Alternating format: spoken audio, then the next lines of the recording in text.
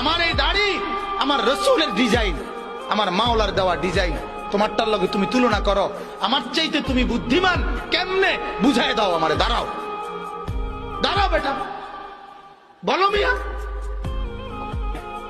কোরআনুল কারীমে আছে আল্লাহ তাআলা বলেন, ওয়ালাকাদ খালাকনাকুম সুম্মা সাওয়ারনাকুম, বান্দা আমি তোমাকে বানিয়েছি, আমি তোমাকে সাজিয়েছি। বানাইছে কে? সাজাইছে কে? এটা কোরআন। আল্লাহ বলে আমি বানিয়েছি, আমি সাজিয়েছি।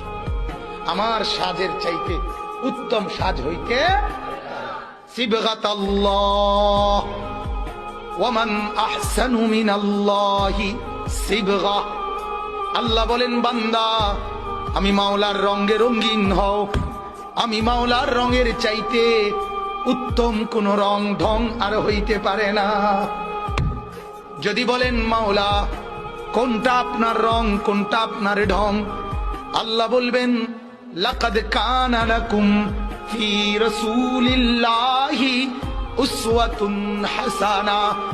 আল্লাহ বলবেন বান্দা ওই যে আমার এক বন্ধু পাঠিয়েছি, যে বন্ধুকে 63 বছর জমিনে রেখেছি, যে বন্ধুকে 23 বছর দিবানিশি তোমাদেরকে দেখিয়েছি, বন্ধুর হাসি, বন্ধুর কান্না, বন্ধুর হাঁটা, বন্ধুর চলা, বন্ধুর আহার, বন্ধুর নিদ্রা, বন্ধুর চলন, বন্ধুর বলন, বন্ধুর আচরণ, বন্ধুর উচ্চারণ, ওইগুলাই হচ্ছে আমি মাওলার রং আর ঢং।